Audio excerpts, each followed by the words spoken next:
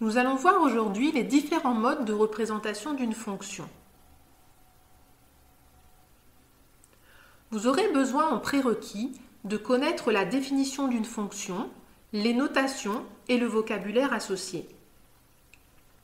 Vous pouvez réviser tout cela avec la vidéo « Qu'est-ce qu'une fonction ?» Une fonction peut donc être vue comme une espèce de machine dans laquelle on va rentrer un nombre que l'on appelle antécédent et de laquelle va sortir un nouveau nombre que l'on appelle image. Nous avons 4 modes de représentation d'une fonction. Le programme de calcul, l'expression algébrique, le tableau de valeurs et la représentation graphique.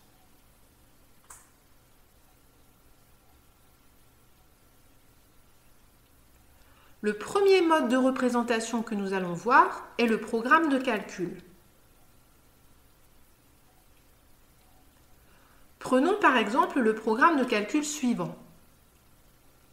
Choisir un nombre, calculer son carré, soustraire 4. Ce programme de calcul définit bien une fonction. Ainsi, si on rentre un nombre dans la machine, elle calcule le carré de ce nombre et soustrait 4 au résultat obtenu. On obtient alors un nouveau nombre. Si on choisit par exemple le nombre 8, on calcule le carré de 8, on obtient 64. On soustrait 4 à 64, on obtient 60. Ainsi, au nombre 8, cette fonction associe le nombre 60.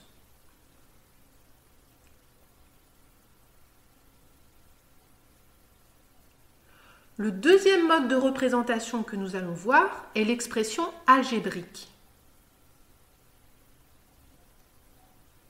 Considérons par exemple le programme de calcul précédent et la fonction associée que l'on va noter f. Suivons ce programme de calcul en choisissant x comme nombre de départ. On calcule le carré de x, on obtient x au carré. On soustrait 4, on obtient donc x au carré moins 4. Ainsi, au nombre x, la fonction f associe le nombre x au carré moins 4. On notera f de x égale x au carré moins 4 ou f qui a x associe x au carré moins 4. Dans ce cas, la fonction est représentée par une expression algébrique qui est ici x au carré moins 4. Remarquez que f de 8 est égal à 8 au carré moins 4, qui est égal à 64 moins 4, qui est égal à 60. On retrouve évidemment le résultat que l'on avait obtenu avec le programme de calcul.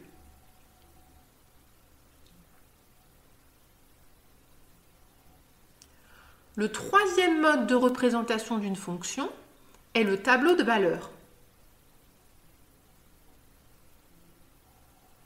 Considérons toujours la fonction f précédente qui a x associe x au carré moins 4. On peut calculer les images de plusieurs nombres et consigner les résultats dans un tableau de valeurs dans lequel on mettra sur la première ligne les antécédents et sur la deuxième ligne les images. Calculons par exemple les images des nombres moins 3, moins 2, 0, 1 et 3 par la fonction f.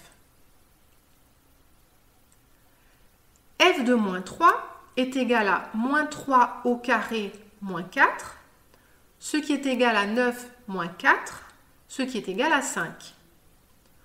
Donc, l'image de moins 3 par la fonction f est 5. f de moins 2, c'est égal à moins 2 au carré moins 4, ce qui est égal à 4 moins 4, ce qui est égal à 0. Donc, l'image de moins 2 par la fonction f est 0. f de 0 est égal à 0 au carré moins 4, ce qui est égal à 0 moins 4, ce qui est égal à moins 4.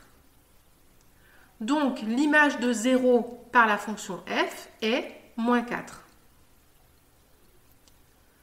On trouve de même que f de 1 est égal à moins 3 et f de 3 est égal à 5. La fonction f est représentée ici par un tableau de valeurs. Remarquez que ce tableau de valeurs ne donne que les images de quelques nombres. Il est impossible avec un tableau de valeurs de donner les images de tous les nombres par cette fonction.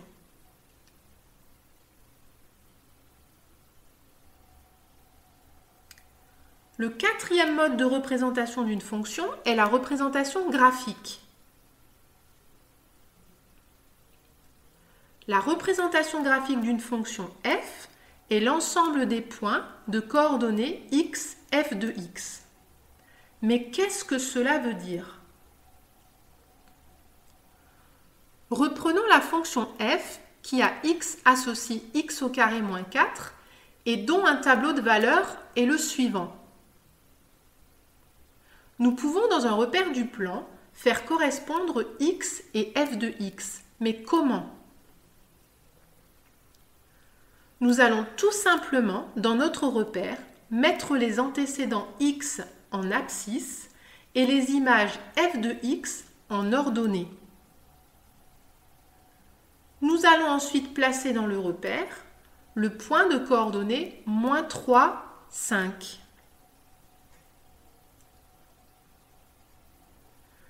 Puis le point de coordonnées moins 2, 0. Nous plaçons ensuite le point de coordonnées 0, moins 4.